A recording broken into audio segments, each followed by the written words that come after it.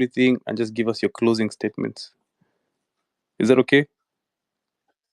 That's okay. All right, Weston, go ahead.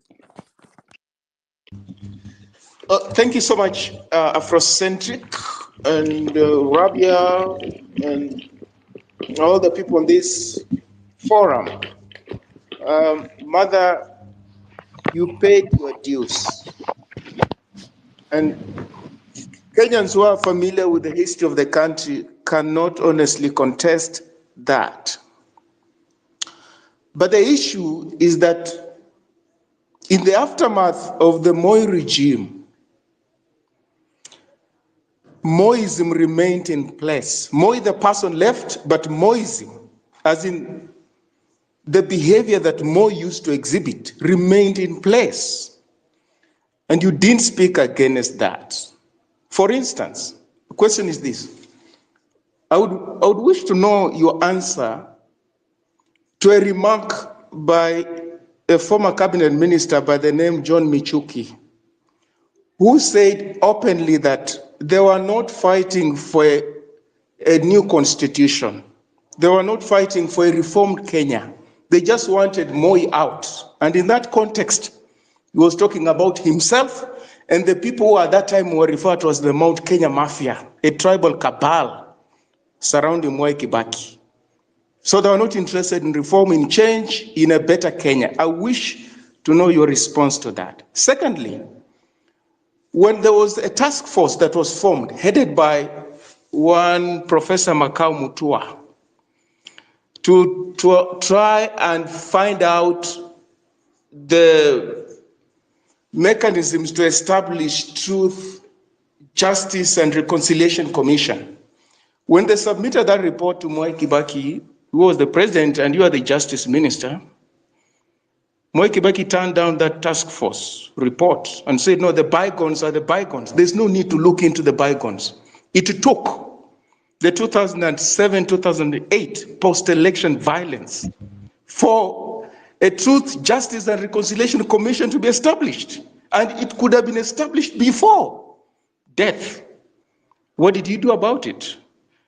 Third, there was something called radical surgery in the judiciary when you were the justice minister. That process was adjudged as nothing more than a witch hunt. Some individuals who appeared before that committee were removed from the judiciary. They went to court, they appealed, they were reinstated because they argued that they had been hounded out on other consideration, could be tribal, be political, other than reforming the judiciary. You are party to that process. And the 2007 debacle, Mother, we are always told if we have female leaders, they are just more than political actors. They are also considerate people. Well, that's a stereotype. I do contest that, but that is usually thrown around. What sets female leaders apart from male leaders, that they've got a heart, they are empathetic, they care. In the heat of 2007 post-election violence, you stood firm and you defended what was clearly electoral theft, while women, children, and vulnerable people were being killed, displaced, maimed. You have never ever apologized to Kenyans to date. You've never. Recently, 2022, that ticket on which you were with Raila Odinga, it was not in the interest of Kenyans. It was a ticket that was backed by Uhuru Kenyatta, a person who had refused to implement the Truth, Justice, and Reconciliation Commission. In fact, he had pressurized some of the commissioners to delete the chapter on land, which had implicated his family. There was a lot of money in that campaign, and Kenyans were asking who was funding that campaign, and they were saying taxpayers' money were being abused.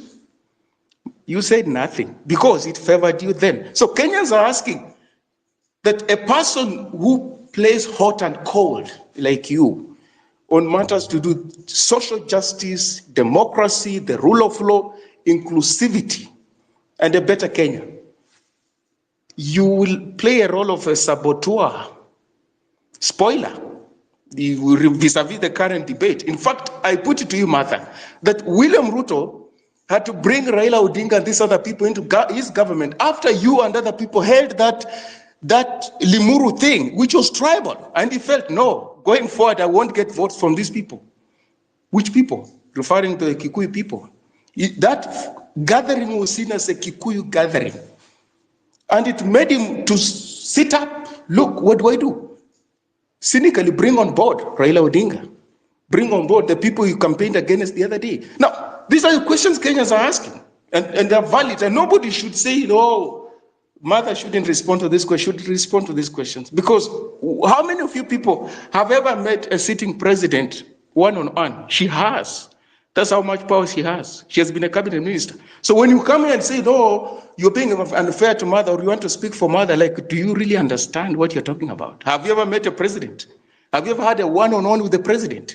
Have you ever served in a government? So on what basis do you want to shut down people and tell them? And we don't focus on William Ruto as an individual. We focus on an establishment, an incestuous, self-reproducing establishment in Kenya. People today, they masquerade as opposition leaders. You wake up tomorrow, they're in government.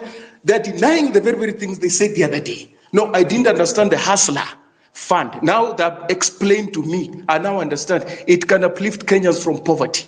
Some of the people who were being vetted the other day were saying those things. We can't have political actors behaving like this. And that's why these young people, the youth, the Gen Z, and all Kenyans who are committed to a better Kenya, they will hold everybody to account, including William Ruto, Raila Odinga, Mother Karua, and everybody else. Because these people are powerful. They're not ordinary citizens. Raila Odinga is a cult figure. That's why people don't want to chase him away the way they will chase away Sakaja. But we're saying that's the politics we're fighting against. We don't have holy cows. We only want a Kenya where people are committed to ideals, to values, to the rule of law, to constitutionalism, and not to tribal politics, and not to individuals, and not to say Ruto is bad, Raila is good, or Mother is good, this other person is bad. No, you are good to the extent that your commitment to a better Kenya, to the collective well-being, is unwavering.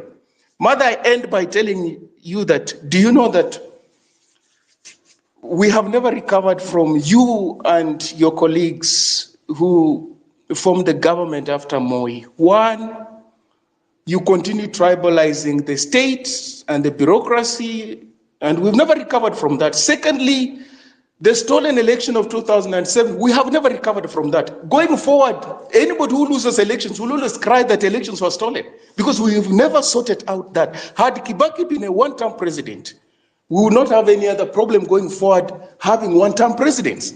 But because he refused, it's extremely difficult. Even William Ruto believes he cannot do a one-term because no one who came before him did a one-term. You did not midwife the bombers' deliberations that Moi had sabotaged, which was supposed to birth a new constitution. You did your own things, and we Kenyans were given something called a Wako draft, which was really polarizing. That referendum polarized the country, and it was a dress rehearsal for the 2007 elections, which naturally dissolved into civil war. Mother, do you own up to your contribution to the problems we are facing as a country? We don't crucify you. We're just saying in the spirit of honesty and transparency. We want a new Kenya, and a new Kenya means we own up to our contributions to where the country is, and we say we can begin from a clean slate, but we cannot pretend that we don't understand history. Revolutionaries who have no notion of their history are condemned to repeat the mistakes that were made in the past. We must appreciate history, where we're coming from, and what roles did this candidate, this figure, that politician played before we go forward. And therefore, I put it to you as I end.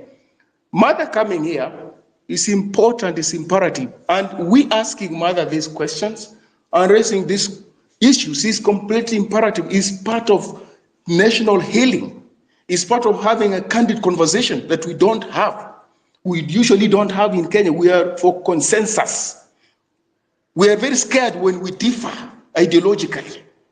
We're very scared. So, Mother, please, if you could just respond to those questions, because I see you as part of the oligarchy in Kenya and part of the problem. You can convince me otherwise. Thank you so much. Thank you. Mumbi, please make your question short, and then Martha will, Senior Counsel will answer, and then we can let her go to her previous engagements. Go ahead, Mumbi. Okay, thank you so much, Afrocentric and co-host, our speakers and our listeners. I just had to shorten my question. Western has said a lot, but my question will be just a general one to Senior Counsel. Having served on the government side for about 15 years, you have significant insight in our country's governance.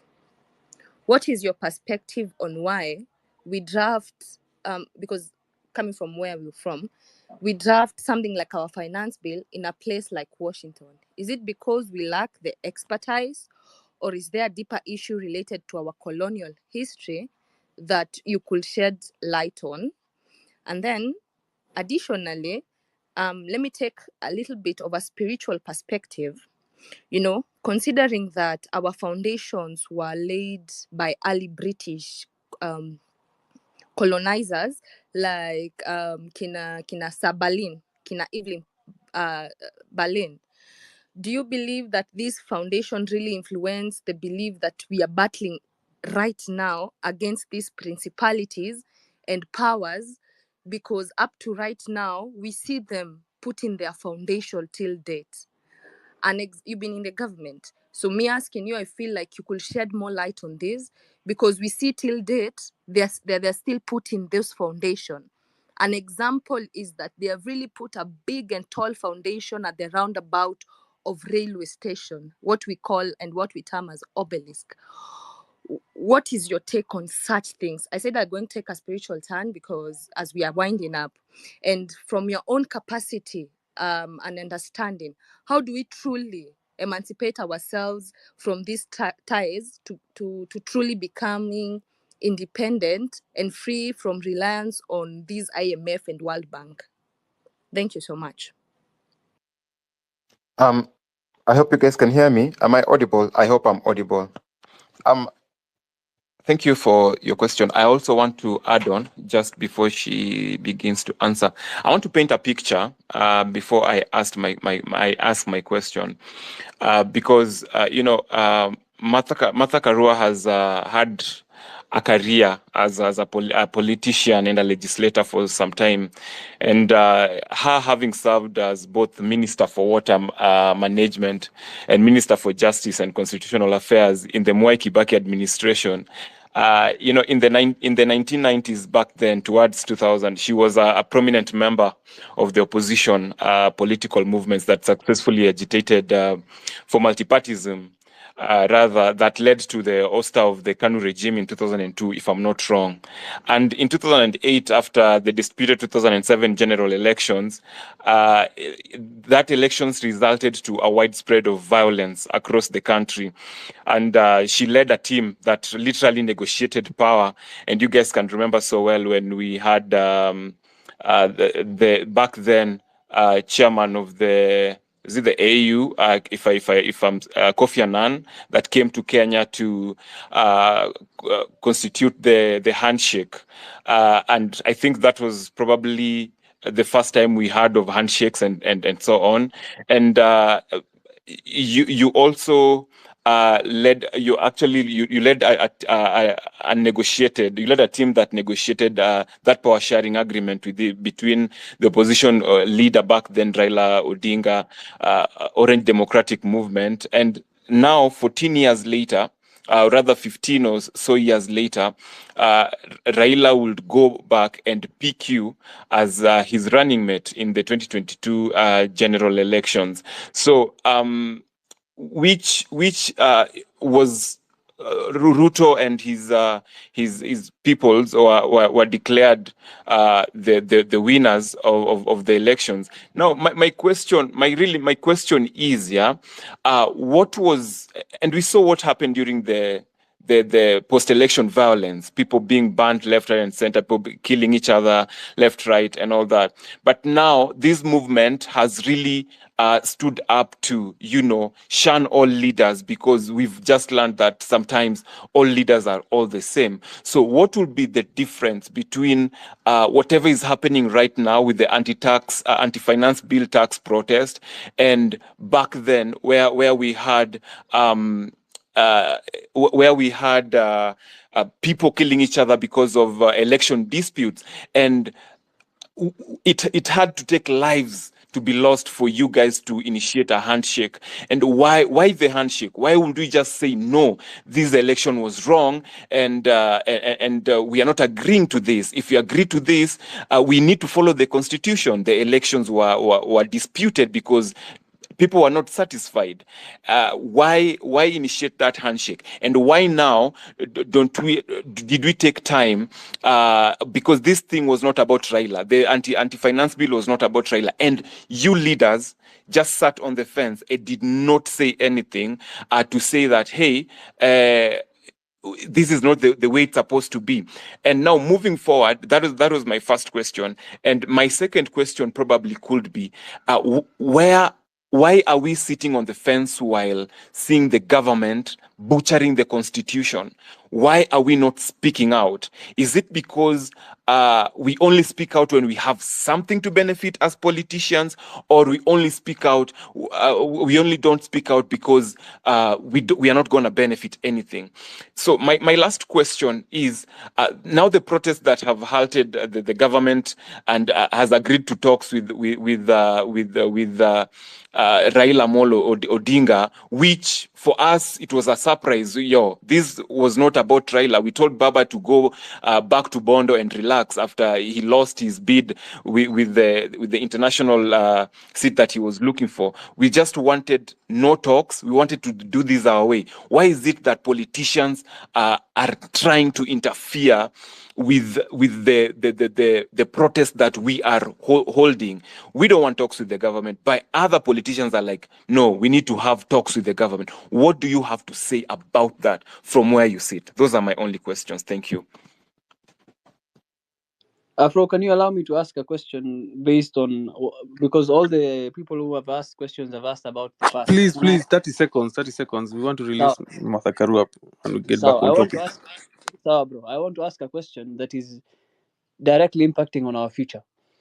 Whereby my question is, what do you think, Martha, what do you think is the direct target of people like Imani Ichung'wah and the current government when they introduce the seed law, the Livestock Act, whereby they are selling they're taking loans on the fertile lands in the country? What impact will it have on our food security, our sovereignty, our independence, all these things? How will they impact our future if we lose our freehold titles, if the Livestock 2024 Act is enacted, if the seed law comes into play and we can no longer share seeds? How does this directly impact our sovereignty and our food security in the future? Senior Counsel, are you there? Okay. Yes, I will answer very quickly because there are questions I didn't put down. The two where a caller, therefore I can't remember the name because I didn't put down, was saying that Raila won and I should just apologize. I want to tell her that I differ completely. And I would refer everyone once again to what I said before and to the Kriegler report, an unbiased report, which is a public document and is online. I do not know what better evidence she has. As a participant, I believe I also know the details of what went on. And even with the exaggeration on both sides, I genuinely believe Kibaki won. Online again, look for a Professor Troop from the US who did an analysis, and his analysis led to the belief that even with vote exaggeration, if you remove the exaggeration from both sides, Kibaki won. That's neither here nor there because Kriegler says it's useless to ask who won.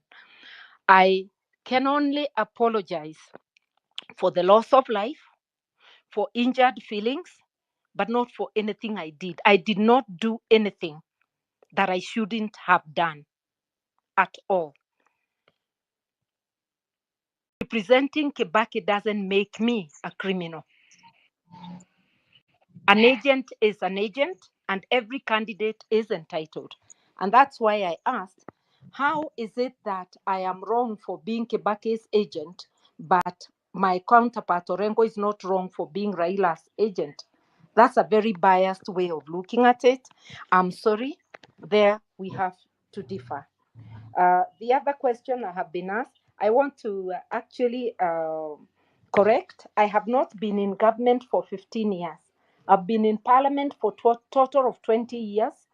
6.5 of those, I was a minister. 3 of them minister of water, 3.5 minister of justice and constitutional affairs. So I've been more on the opposition benches than government. Those who want to know about me, check my tenure in water, see what I did rolling out the water sector reforms. On the constitution, I can just have bragging rights to say it is under my watch within that 1 year of the coalition government that we put in a law that helped to complete the constitution. And I did work as a backbencher to stop the mutilation of the draft before it was passed. In fact, Bandi now, who is been nominated CS Treasury, was one of my foot soldiers in making sure that we stop any amendment to the draft agreed on in Naivasha. So I would like to say I've been asked why our laws are written, our Finance Act is written in Washington. If you become a slave of the World Bank and IMF, that's where it will be written, because they'll bring for you a document which you must pass before they disburse money. The Kibaki government was 97% in the first term, 93% self-funded. Only 7% came from multilateral partners, not World Bank, not IMF. His second term was different. He borrowed from China, he borrowed from other places, but he was never, the Kibaki era was never a slave to the World Bank. The World Bank is here to make sure we never develop, we are never on our feet. It listens to America. It's driven by the big powers. And I do think that if we spend our money prudently, because finance is not rocket science, it's more of common sense. What do you do when you have less funds? You align your priorities and begin with them. You do not apply money on luxuries when you have priorities.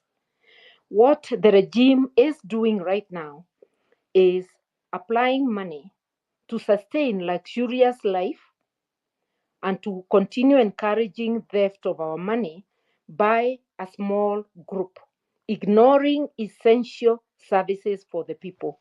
So the accountability this movement is seeking for is the answer. And there cannot be accountability without enforcement. It has to be made very expensive for anybody to go against the law. But we as Kenyans have a very big role to play. Like I said before, we man all the critical institutions. We are the ones who have bastardized through parliament, the vetting process, through EACC, the accountability process, through prosecution, and part of the courts, because the High Court has distinguished itself, and now sections of the Court of Appeal, but largely the courts, the justice system, and the courts are complicit. How did Raila pick me as his running mate?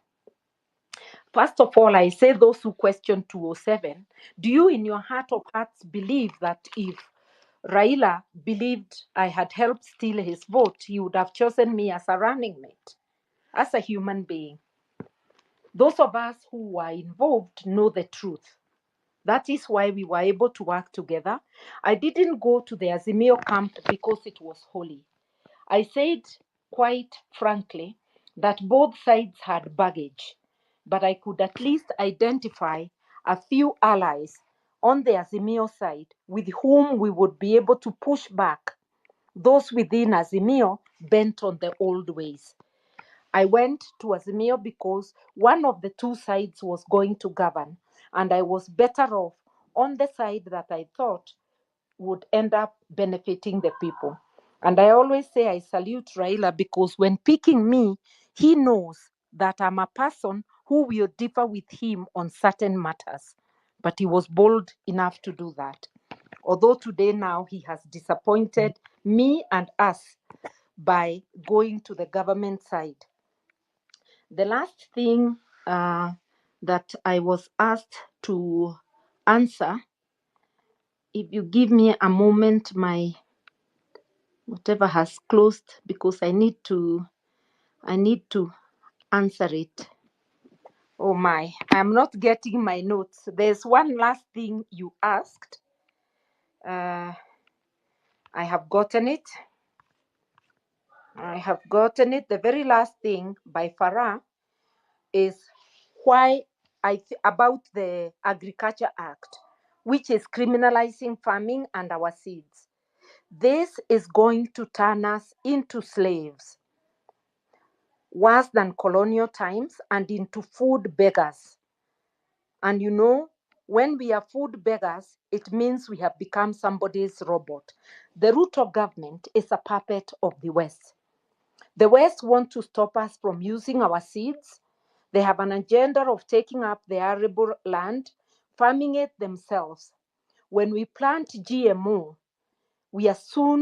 our soils are soon going to be unable to grow indigenous seeds. That makes us dependent on seeds from the multinationals, which we can ill afford. This accountability that the movement is seeking is so crucial to our lives. Everything is going. Our minerals have gone. We've got to stop it. Our services have gone. You can see even the airport being taken. The last bastion, our farming, our agriculture, which is a mainstay, is what is going. No wonder Bill Gates came immediately, Ruto was inaugurated, to talk about GMOs. We have been sold, and now we are being sold as slaves. So it is very crucial that Kenyans push back. And it is crucial that everybody, we don't now just leave it to the Gen Zs, but we show up in support. Those who are asking whether, as a politician, I only talk when it is convenient, please follow closely any social space I am in. Myself, my party, we have been consistent in standing up for what is right, standing up for human rights even during this period, and standing up for anything wrong, pushing back the government for what is wrong. In 2023 as Azimio, in this year as ourselves, because we gradually became disenchanted with Azimio last year, even though we've only pulled out this time. So check and you will see who one is truly is. I want to thank you and to seek leave to withdraw to attend to other matters. It's been a pleasure. Before you An leave, honor. Yeah. just a question before you leave. Yeah. The other day you tweeted a tweet saying that you are not boarding after the CS were shuffled. You say that you are not boarding. There's a tweet. You are sitting on the table, you Yeah. and the other ODM members. So Yeah. what is it that you are not boarding? Not ODM, Azimio. So right now you are not in Azimio. Yeah. Okay, thank you for that. We are in the process of withdrawing, but we do not issue joint statements, not even with Akina Kalonzo. We are now playing as NAC Kenya. They are not our enemies. Those who are against joining government are indeed our colleagues, but we are taking time to grow our party, individual parties, which was our agreement in January this year. But we definitely are not boarding on anything that works against the people. Thank you so much, Martha Karua, for gracing this space with your presence and for the knowledge share.